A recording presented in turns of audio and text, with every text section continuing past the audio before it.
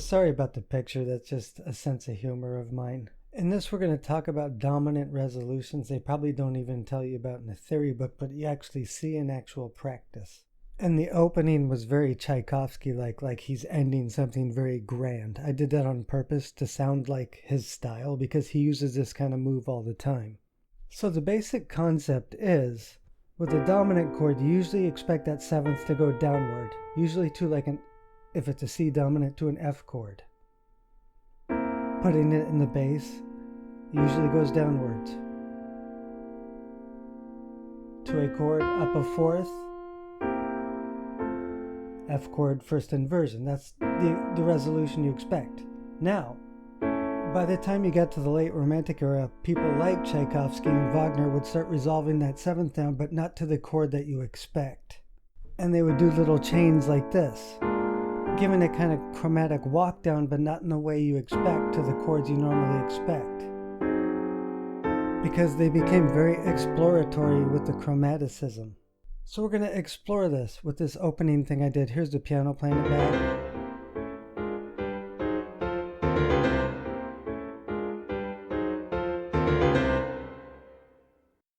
So this is very Tchaikovsky-like, so it sounds like some way he would end something in a very grand fashion like this. So I'll just play back the sequence again.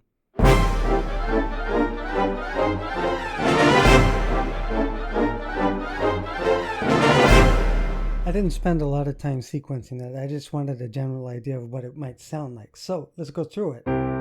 So here's your tonal center, the C, but it immediately turns into a C7th, resolving to an A, to a B flat 7 with the 7th as the lowest note, resolving to a G,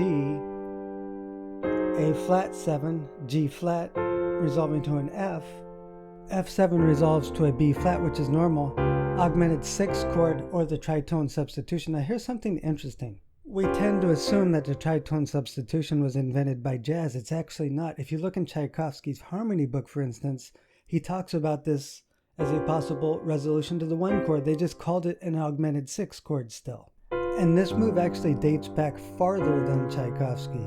Schubert does it in one of his symphonies, for instance.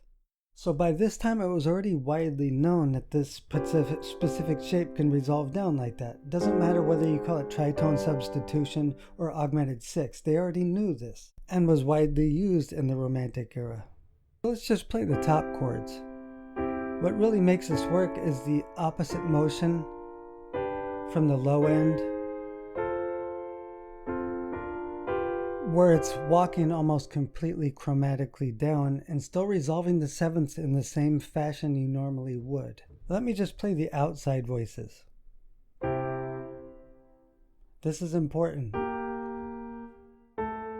Starting out with opposite motion, this really helps this sequence work. When the two outside voices are opposite, now they kind of go backwards for a second, then opposite motion again. So it's mostly opposite motion with a falling bass line and a rising top note line. Mostly rising. So playing the basic version written out here for you.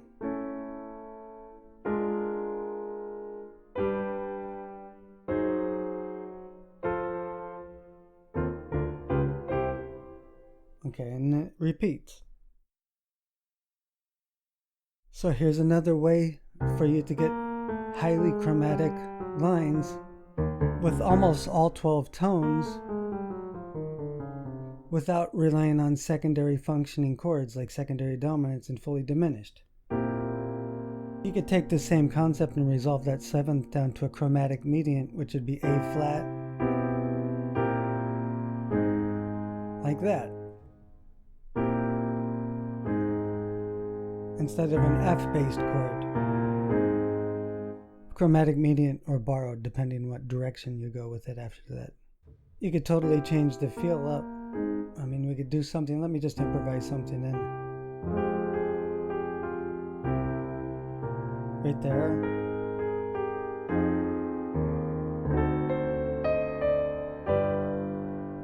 And we could repeat something like that. The point is resolving that 7th down to the tone you normally expect still works to chords you don't expect. I did this on an F minor 7th.